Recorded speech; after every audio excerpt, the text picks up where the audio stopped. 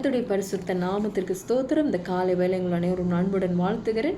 எடுத்துக்கொள்வோமா? புலம்பல் 3வது அதிகாரம் 22வது 23வது வசனம். நம் நிர்மூலமாக அது இருக்கிறது கர்த்தருடைய கிருபையே, அவருடைய இரக்கங்களுக்கு முடிவில்லை, அவைகள் காலை தோறும் புதியவைகள், உமது உண்மை பெரியதாய் இருக்கிறது என்று சொல்லி வேத வார்த்தை சொல்லுகிறதை நாம் பார்க்கிறோம். இன்றைக்கு தேவனுடைய கிருபையும் இரக்கமும் நம்மை தாங்கக்கூடியதாக இருக்கிறது, நம்மை ஏந்தக்கூடியதாக இருக்கிறது, நம்மை தப்பு வைக்கிறது, நம்மை பாதுகாக்கிறது, நம்மை அரவணைக்கிறது, நம்மை பலப்படுத்துகிறது, நம்மை வழிநடத்தக்கூடியதாக இருக்கிறது. இன்றைக்கு கூட அது மட்டுமல்ல, தேவனுடைய கிருபையும் இரக்கமும் கூட நம்மை நிற்க செய்கிறது, நடக்க செய்கிறது, உட்கார செய்கிறது, இரவு நேரத்தில் படுக்க செய்கிறது, காலை நேரத்தில் கண் விழிக்க செய்கிறது. அது தேவனுடைய கிருபையும் இரக்கத்தினால் மட்டும்தான். நம்ம பார்த்தோன்னாக்கா ஆண்டவர் பழையவைகள் அல்ல, ஆனாலும் ஒவ்வொரு காலை பொழுதிலும் நமக்கு புதிய கிருபையும் அளவில்லாத இரக்கத்தையும் கொடுக்குறார். நம்ம பார்த்தோன்னாக்கா இஸ்ரேல்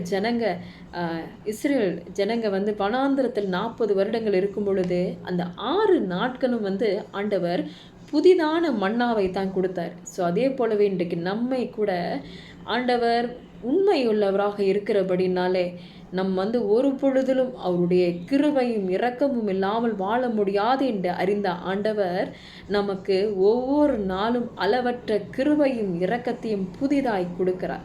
இன்றைக்கு அவருடைய இரக்கத்தையும் அவருடைய கிருபையும் நினைவு கூர்ந்து அவருக்கு நன்றி செலுத்தி, அவர் நமக்கு உண்மையாய் இருக்கிறது போலவே நாம் அவருக்கு உண்மையாக இருப்போமா?